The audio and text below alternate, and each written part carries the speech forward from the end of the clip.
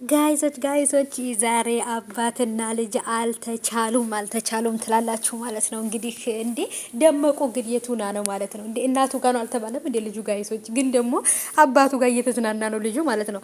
እርግጠኛ ነኝ ካሜራማኒቱ ራሱ ደመቁ ሳትሆን አትቀርም ጋይሶች ማለት ነው። ብቻ ጥርጣሬ ነው። እዚህ ጋር በውሃው ላይ የሆነች የሴት ፊት ይታየኛል። እዚህ ጋር በውሃው ላይ እነሱ በደንብ አላዩትም እንጂ ውሃው በደንብ አድርጎ የሰው ፊት እያሳየን ነበር ማለት ነው ካሜራማኑን። ብቻ ግን ደስ ይላል። ደመቁየም ካለች ምንም አይደለም ልጇ ጋር ስለሆነ ዘና ፈታ ትበል።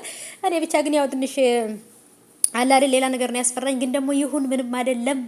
ብቻ ግን ያው የአባትና የልጅ ደስታ ግን ተጋባብን ማለት ይቻላል ማለት ነው። እውነት ለመናገር ይሁን በቃ አላለ እንደዚህ ሲያሽከረክረው ልጅነቴን ነው ያስታወሰኝ። እሱ ራሱ ልጅነቴን ናፈቀኝ ምናምን እያለ ነበር የጻፈውና እውነት ደስ ይላል በጣም። እንደዚህ በተለይ ደግሞ ለልጅ ምርጥ አባት ጀግና አባት ከሆንክ ልጅ ካንተ የሚማረው አንድ ነገር ይኖራልና ኦ ማይ ጋድ የኔ ማር እዩት እንዴት እንደሚያምር በርዶታል። ውሃውን እየጠጣው ነው በነገራችን ላይ እና በነገራችን ላይ የኔ ውድ እንዴት አባቱ እንደሚያምር ማለት ነው። ማሻአላ በጣም ነው ደስ የሚለው።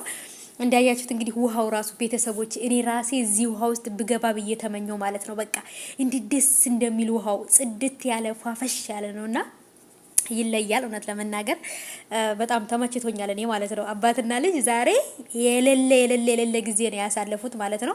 ያው እንግዲህ በተፈቀደለት መሰረት በሳምንት 3 ጊዜ ልጅን ማየት ትችላለህ ተብሏል አብርሽ ማለት ነው። በዛም መሰረት እንግዲህ ልጅን እያዝናናው ፈታ ዘና እያደረገው ነው። ደመቁዬ እንግዲህ ያው ካሜራማኑ አንቺቶኛለሽ ብዬ አስባለሁ። መቼም ልጅሽን አምነሽ አሰጪውም። ኦ ማይ ጋድ ቤተሰቦች ይለያል ማለት ነው። አብርሽ እንግዲህ ለልጅህ ምርጥ አባት እንደምትሆን አንጠራጠርም።